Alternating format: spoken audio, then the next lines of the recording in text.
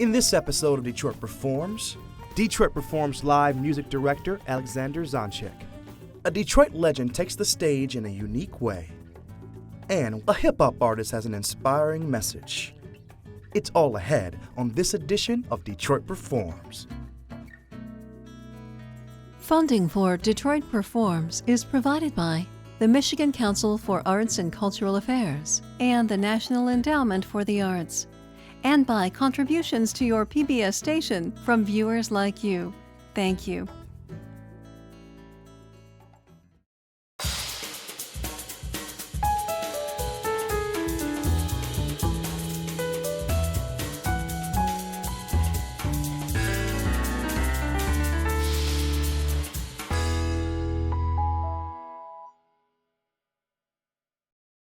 Detroit Performs Live takes the Fillmore stage this Friday, and we're delighted to bring you this special Detroit Performs episode jam-packed with Detroit music. First up, Detroit Performs Live music director Alexander Zonjic tells us what we can expect from this Friday's show and how you can be a part of it.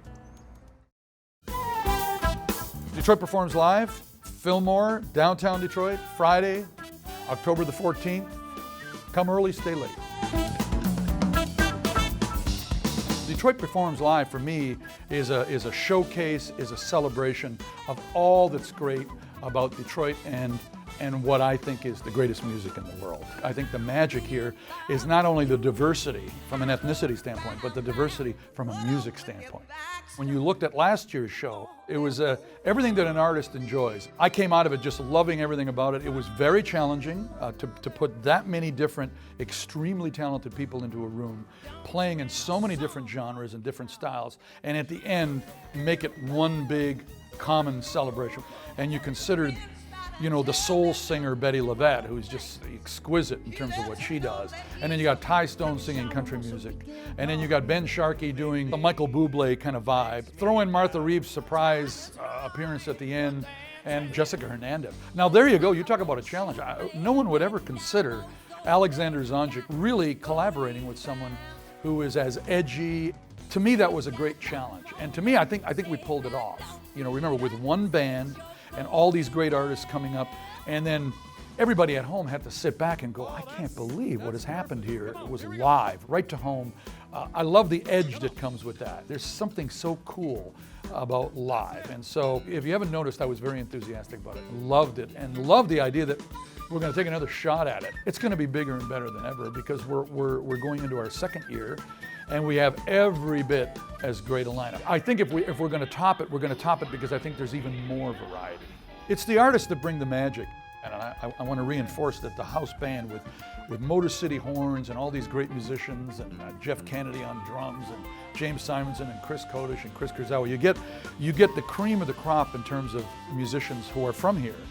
And then the special guests all come with different skill sets. And the Contours are thrilled to do this. I'm really looking forward to working with Laith El-Sadi.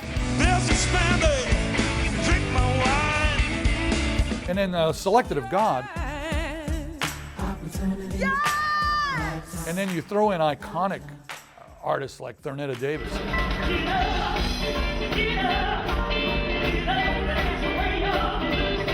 And you know there's going to be a duet with her and Laith. And you know the choir's going to come out and we're going to do Rolling in the Deep, and they're going to do their songs. And Contours, of course, we got to do You Love Me, and we got to do First I Look at the Person. I don't think I'm giving anything away to the audience because they're going to want this when they get. You can't go see the Contours and not hear Do You Love Me. You got to hear those iconic songs. So you can see where this is all rolling out.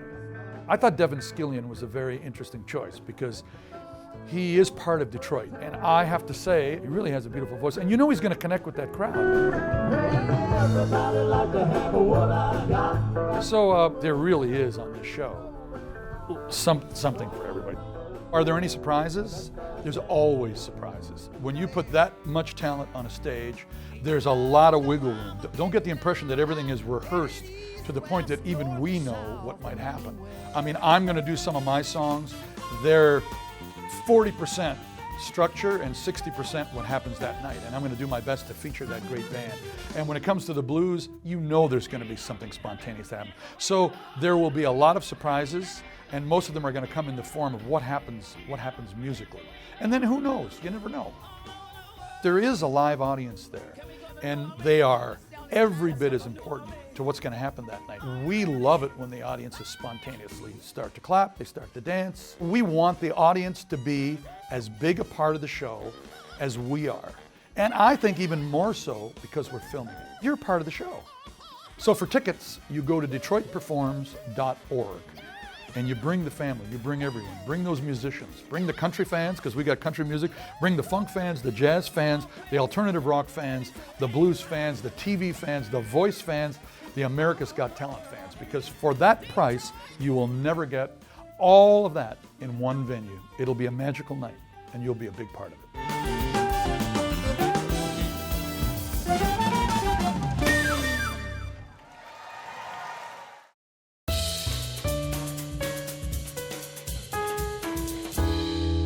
Next up is Detroit legend, Dr. Funkenstein himself, George Clinton, as he takes the DIA stage to share stories of his musical career during a night with the Secret Society of Twisted Storytellers.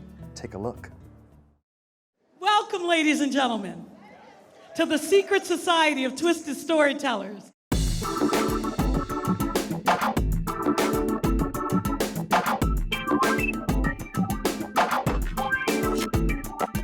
But we're going to have a conversation, and out of that conversation, stories will flow. To me, it's like destiny. Funk has led me here. This is where I'm supposed to be at this time right now, talking about what we're talking about, because I got a lot of stories to tell. Our first show in Detroit was at the State Theater the day the riots broke out. We had just come from the riots in New Jersey, got here just in time to hit the stage, and everybody in Detroit was on stage with us. I think that storytelling is the possibility of human being really at the level of transformation. If the story is transformational, you can actually transform, you can actually make a difference, shift thought, shift the way people perceive life. You know, when something is supposed to happen, there's no effort, it just falls in place. Satora is a friend of mine from way back. Matter of fact, she's one of the mothership passengers. She was in the Brides of Funkenstein. It took 2 years of just committed asking and being afraid to ask, and then finally, can you come? And just as he said yes, the DIA was saying, can you come over here? And we were like, yeah, we were talking to George, and it was like, boom, boom. So I had to do it when she told me what she was doing, and the more I thought about it, the more I wanted to do it. I heard all the people that had done it, and since I had this book out, Brothers Be Your Like George, Ain't That Funkin' Kinda Hard on You? I had just told these stories that I've been saving all my life, you know, since I've been performing. So it's a good time to be able to do it in this format in Detroit. I mean, this was where most of the stories is centered around. You know, walk across town from Woodward all the way over to the 8 Mile, to Super Disc. We were all over this place, 50 to 60 of us, staying at the Crystal House. Crystal House Hotel. I mean, we had 40 rooms in this hotel for months at a time. The whole, what was it, Motor Booty album. Motor Booty. We lived in the studio for that. I mean, that's just the way we created. George is in everyone's story because his music spans 6 decades. His music has impacted culture worldwide. So how is it going to be different? He won't be playing an instrument. He won't be singing unless it's a cappella. He will be telling you true personal stories about his life. And so you'll, again, get to know really who this master is and how he thinks and how he got to become who he got to become. So it's storytelling, children. I didn't feel safe until I got to the part, oh, what was that? Why must I feel like that? Why must I chase the cat? Ain't nothing but the dog and me. When I did that, just what happened, same thing happened in the studio. People started, oh, he got it. His music is his stories, his philosophy, his generosity, his heart, and his genius, his lyrical, witty, poetic genius. You get a lot of inspiration when you just look at all the cross section of people, all the different kind of people that we've seen over the years. The experiences are deep, people are deep, places and things that I've seen, you know, from the barbershop in Plainfield to the Woodstock, from Motown, the dream that we had in New Jersey, New York, and everywhere, coming to Motown to be part of that, to see that and all the different stars that it brought with it. And then the rest of the world, I'm 74 years old, I've seen a lot of it. So you have no shortage of things to do, to write about it. And we was inspired. We'll be having a conversation, he and I, and through that conversation, stories will spill. So he's a master storyteller, he's a poet. You had a whole new sound. That's when we started calling it P-Funk. Because now you got James Brown, you got psychedelic, funkadelic, Jimi Hendrix, you got our Motown history. All of that is becoming a soup. I didn't care what I threw in there. Glenn sang like a Sam Cooke or Gary. We had everything we needed. And I just made a stew out of it. What you call it? P-Funk. I think the audience is, first of all, going to be so excited to be in the audience of George Clinton. They react, they laugh, they cry, they reach for a hand, they and squeeze it, and then they meet the person that they're squeezing the hand. It's alive, it's an energy of life. People can get to feel you. They can get to hear you talk, interact with you. You can tell the stories. It's going to be one of the new mediums for communicating, you know, TV, internet, social media. Storytelling is going to play a big part in all of that. It's going to be one of the places you can find real organic feeling coming from people. The rest of it is so staged and with backdrops of sound effects, and it's all planned, you know, but storytelling, you're just kicking it. I mean, I ran around where this building is at. I remember cutting through alleys and doing things all over Detroit.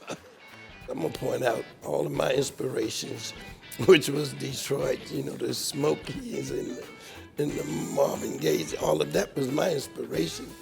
You know, when I was a kid wanting to be in music. If 1,100 people come tonight and they share this experience, I think it will spread out throughout Detroit. People will, in the beauty parlors and the barber shops, on their jobs, by the water cooler, everywhere, tell of their experience. Wow, I wish I could have been there. It's gonna be cathartic, and you know, it's gonna be a party. It's gonna be uplifting, thought-provoking, soul-cleansing, which is what we want to do.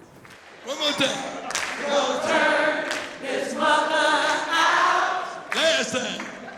We'll turn his mother out. Good. All right.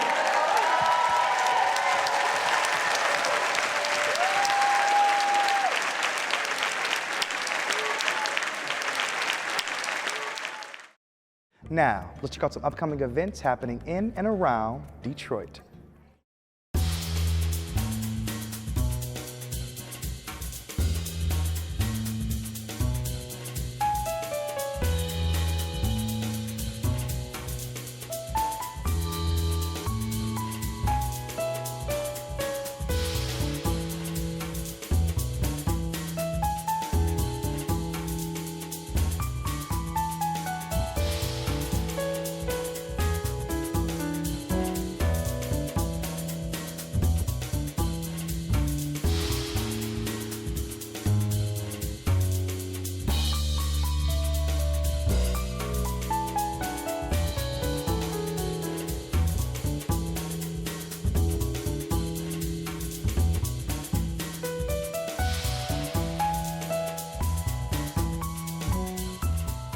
To discover more events in Greater Detroit, visit ixity.com. Nique Love Rhodes is a socially conscious hip-hop artist ready to take the world by storm with her inspiring lyrics and catchy beats. Here she is in action. I woke up this morning, a lot on my mind. If we gotta change the world, it's gotta start with that. It's the greatest thing ever, just to be able to take an idea, created and have people like rock to your music. Let's make love our #1 mission, cause love heals all, so let's get to the healing, real love. I'm born and raised in Detroit all my life. Grew up on the west side. Hip hop, it was really like a really positive outlet for me. It's just getting out those emotions and just being creative. Coming up, like I had a lot of like, you know, like issues within the home, like family. My mom gave me a notebook. I specifically remember her giving me a notebook, and she told me, anything that you think or feel, write it down.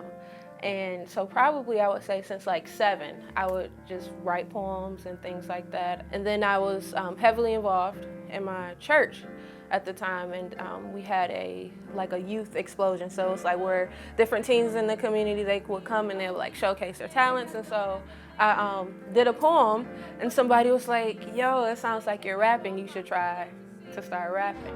Make my vision plain, write it down, focus on it, mission possible right now. The history of hip hop is something that I grew up on, but I never really thought about it until somebody approached me and was like, you should try to rap, and it just came natural to me. Dream chaser, realize dreams my way, dream chaser. We are in the Hive rehearsal studios. It's the rehearsal space for me and my band. So we come here, we jam, we rehearse for upcoming shows. I'll come here occasionally and like write and rehearse on different songs that I'm working on. My job don't got me going anywhere no time soon. Don't like my major, I'm just trying to get up out of school. The first stereotype that I always get is people don't even expect me to rap. The first thing people say, oh, you sing? And I'm like, no, I don't sing. And so they say, well, what do you do? And I'm like, I rap. And they're like, oh, really? You don't look like a rapper. As soon as like I start performing, they're like, oh, I didn't expect that. I think the second thing that is a misconception we have of the hypersexualized female hip hop artists that get a lot of mainstream appeal. And I'm definitely like the opposite of that. And I do it really almost like intentionally sometimes to really show like there's different facets of what a woman in hip hop looks like. And so I try to be that positive, socially conscious, and bring like a balance to what's perceived as what is a female hip hop artist. I really just try to use music as a tool to like uplift people. I think now more than ever people need to be inspired in some way. Peace, love, and revolution, those are like my key words. I definitely choose also to shed light on what's going on like socially in a creative way. Really just getting people to think about situations differently. I'm round listening to the ghosts of the past, wondering what if their lives would have lasted. I'm talking Michael, Whitney, Aaliyah, Left Eye, Pac, Biggie, Marley, Hendrix, Cobain. I come from the school of like Bob Marley and people like that who use music as a tool to push for social change and enlighten people and uplift people, and I think that's just needed now. Like we see the same issues that we saw back in the 50s and 60s. And music was the kind of the driver. Even if you look at like what's going on like politically, a lot of people are like, anti-establishment. We want change and we want, equality, and it's so many issues that are kind of like dominating right now. And I think self-reflection and just like having people be honest with themselves is the solution. You look at even the issue of like racism. That starts like you learn it and then you act it out, and it's your own personal, biases and prejudice against people. That starts internally. They can change whatever laws, but as long as people have a heart like that to look at somebody and make judgments off of somebody, laws can change, but people's hearts have to change. Just wanna be great, run into my dreams, hope I don't be late, nah. Hip-hop is improvisation is rooted in that. And so for me, when I'm creating songs, typically I would start with a concept in mind. So I may say, I want to write about this topic, and then I'll connect with the producer I work with, and so they'll just pull up beats and whatever connects with me at the time. And I was like, okay, I like that beat. I was actually just sitting with my keyboard player, Barry, and he was just like playing beats, and if I hear something, I'm like, okay, I know I can write to that. It's very weird because there's no like ABC formula. It's literally like the words will just come to me. God gave me back in May of '88. 20-something years later, I'm up at the plate and I think as an artist, you're almost obligated to speak for other people because people are listening to your work and people are consuming your work. So they have to have something that they can relate to. I just wrote a song about Detroit, the water crisis here. Sparked that. The song I have called Rise Up is like 3 different stories in one song. I know there's more to life than this. Rise up, where I'm at ain't good enough. Rise up. Then I put some of my own personal life experiences, and so I really pull information and inspiration from everywhere. Y'all, we gotta stop. Take a look inside ourselves, search inside our hearts. Lack of love for self leaves little for the people. Don't hate your fellow man, hate the system that teach you. Take somebody. My band is awesome. It's called the NLR Experience. I say we're a hip-hop fusion band because it's hip-hop, but we mix a lot of jazz in there. We mix some funk. There's some elements of rock in there, so it's pretty cool. Because now you're not only working with like yourself and just writing the songs, but you're bringing songs to musicians who can then interpret the songs in their own way musically, and so they add different flavor to it. Love heals all. I have this concept that everyone is a revolutionary, whether it's, you know, your personal life, your community, and just really being empowered to do that, to, you know, to be somebody that's gonna like stand up for the right thing and do the right thing and be proud of that, and to be a person that, you know, lives a life of passion and just going for your goals. To see us eventually like be touring and making a living off of that, that's for sure a goal. And to just keep making music and keep encouraging people and inspiring people in any way through music, that's really the ultimate goal. Love heals all. Until next Tuesday, get out there and show the world how Detroit performs, y'all. I'm DJ Oliver. Thanks for watching, guys. Funding for Detroit Performs is provided by the Michigan Council for Arts and Cultural Affairs and the National Endowment for the Arts, and by contributions to your PBS station from viewers like you. Thank you.